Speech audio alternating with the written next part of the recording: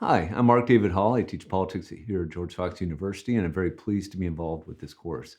So, a fundamental part of justice includes treating all individuals with respect and dignity. We are, after all created in the Imago Dei, the image of God. But I'm sorry to say, as I'm sure you all know, America does not have a great record with respect to racial justice. This was made crystal clear in the 1619 Project, a project of the New York Times published in 2019 to commemorate the 400th anniversary of enslaved Africans arriving on the shores of North America. The introduction to this series begins like this. Jake Silverstein says that slavery is sometimes referred to as the country's original sin, but it is more than that. It is the country's very origin. Out of slavery and the anti-Black racism it required grew nearly everything that has made America exceptional. Now, he goes on and he makes some extraordinary claims. Unfortunately, I think these claims are overstatements, and it might make people a little less sympathetic to the main point, which is absolutely accurate. America has a disastrous record with respect to race and justice. And what I want to do today is just focus on African Americans and their experience in America. But of course, I could speak about Hispanic Americans and Native Americans and all sorts of other ethnicities as well. All right, so African Americans did arrive on the shores of British North America in 1619. There's some debate, actually, whether they were slaves or indentured servants, but that debate really doesn't matter because pretty rapidly, from north to south, every colony participated in the horrible and evil institution of slavery. What did Christians have to say about this?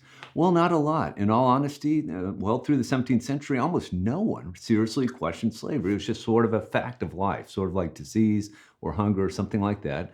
But some did. In 1700, the Puritan Samuel Sewall wrote the first pamphlet criticizing the institution of slavery, but it didn't get much traction.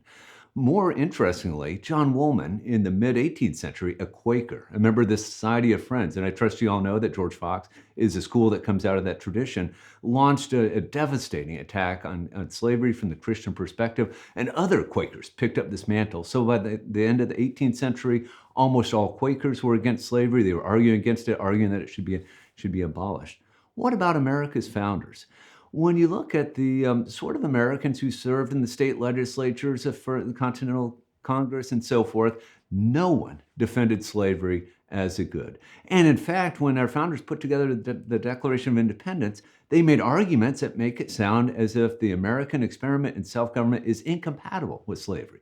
I'm thinking particularly of the majestic lines, "We hold these truths to be self-evident, that all men are created equal, that they're endowed by their Creator with certain unalienable rights, among which are life, liberty, and the pursuit of happiness."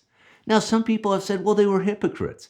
Well, that's a problematic claim, and I think we need to be careful. Maybe Thomas Jefferson was. Maybe James Madison was. These guys owned slaves and benefited from the fruits of slavery, so to speak. On the other hand, someone like a John Adams, someone like a Roger Sherman, they never owned an enslaved person. John Dickinson, who came from a Quaker background, was at one time the largest slave owner in Delaware, and he voluntarily freed his slaves. As well, many states were turning against the institution of slavery. For instance, slavery was either abolished or put on the path to extinction in Vermont, Massachusetts, Pennsylvania, New Hampshire, Rhode Island, Connecticut, New York, and New Jersey, all of this between 1777 and 1804. All right, well, let's turn to the Constitution. Before we get there, though, I have to point out that there were two meetings going on in the summer of 1787. The Confederation Congress was meeting in New York City. The Constitutional Convention was meeting in Philadelphia. In the middle of the summer, 3 delegates from the Constitutional Convention went to New York City to participate in what was going on there. Most significantly was passing the Northwest Ordinance, a piece of legislation that basically said how we're going to take the old Northwest and turn it into states, what became the states of Ohio and Michigan and Wisconsin and Minnesota. For our purposes, the most important part of this is that slavery was prohibited from going into that territory or states. At least one of those delegates went back to Philadelphia, where the founders had, in fact, been debating the institution of slavery. Most were critical of it, but they were also sure that it was on its way out. Now, the Constitution never mentions the word slave or any of its cognates, But it does have three provisions that touch on it that I should mention briefly. First of all, it's a three-fifths compromise. For the purposes of representation, enslaved Americans would count as three-fifths of a person. People sometimes get this backward. They think that obviously slave owners are saying that a slave should be zero person. No, not at all. They were saying a slave should count as a whole person because that would give them more representatives in the House of Representatives and more votes in the Electoral College. On the flip side, people up north where slavery was less important said, hey, you guys are saying slaves are property, they should count as zero of a person. The three-fifths compromise is just that. It's a compromise. As well, you have the fugitive slave clause that said basically if prisoners or slaves escape and go to other states, they have to be returned.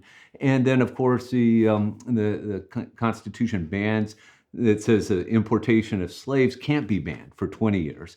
The Constitution was ratified 1788, 1808, it was immediately banned.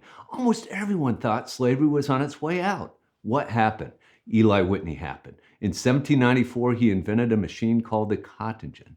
The cotton gin was a labor-saving device, but it allowed a different type of cotton that had been previously been grown in America to be grown throughout the American South, thus making slavery a far more profitable crop and requiring a lot more hands to plant it and harvest it and this sort of thing.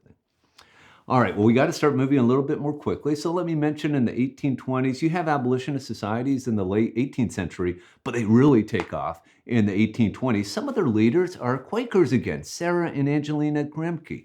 Excellent examples of abolitionists, women willing to push the boundaries of what was acceptable for women to do to combat slavery. Evangelicals, William Lloyd Garrison, Theodore Weld, Charles Finney, are launching this massive assault on the institution of slavery, in part in response to this assault. In the 1820s, for the first time pretty much in American history, some civic leaders began to argue that slavery is actually a good thing, not just a necessary evil.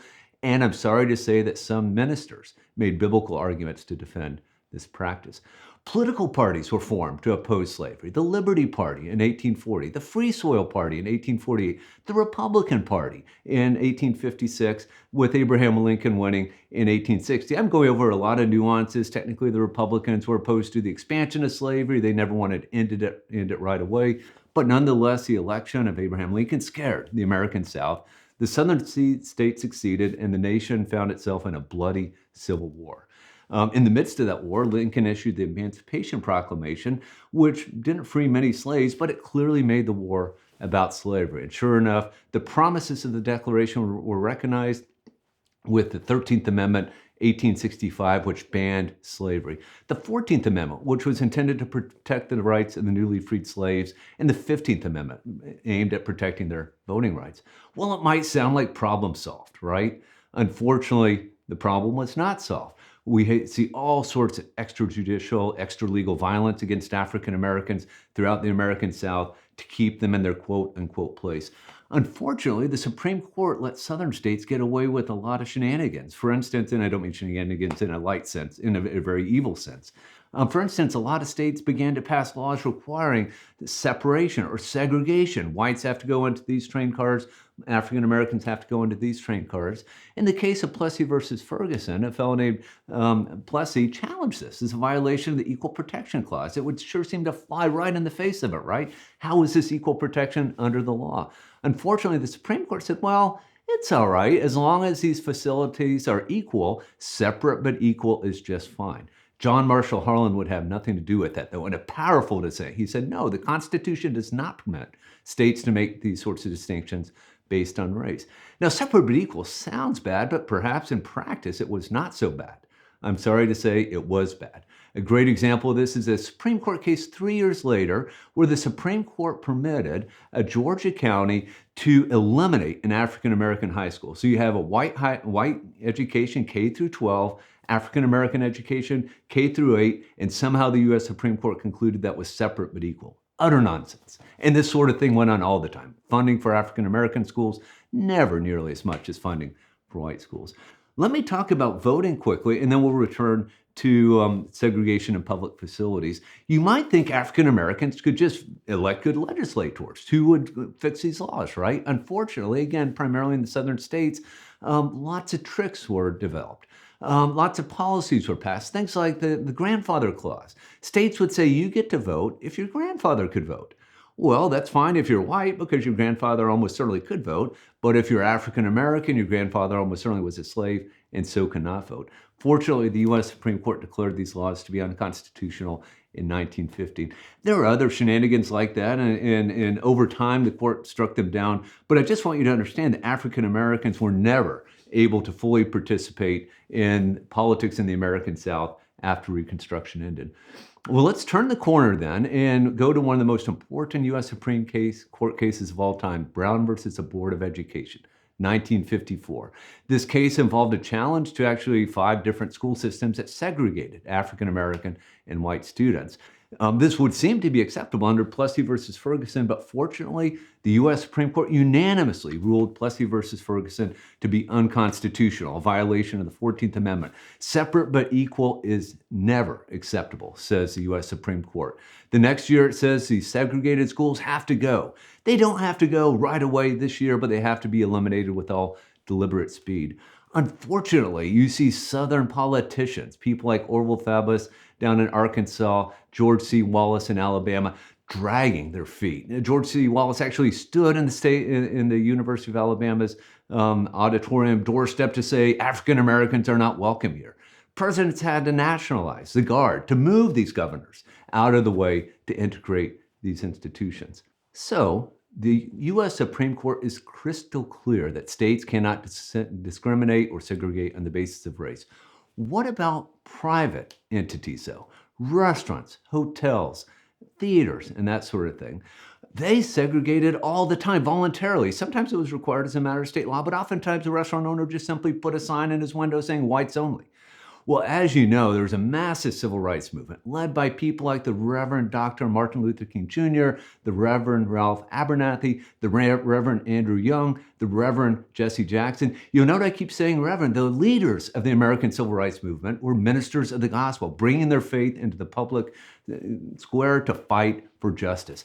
And eventually they won with the help of some white allies and other allies, right? The Civil Rights Act, which was passed in 1964, does a variety of very good things. It prohibits discrimination in places of public accommodations. So even privately owned restaurants, hotels, theaters can no longer discriminate on the basis of race. It also bans discrimination on the basis of employment. So IBM can't hang up a shingle saying employees needed, whites only need apply. That's blatantly illegal. It can no longer be done. It does a variety of other things. Let me just mention a couple other great pieces of legislation. The Voting Rights Act of 1964 aimed at ensuring that African Americans, and everyone really, has access to the political processes. The Civil Rights Act of 1968 bans discrimination with respect to housing.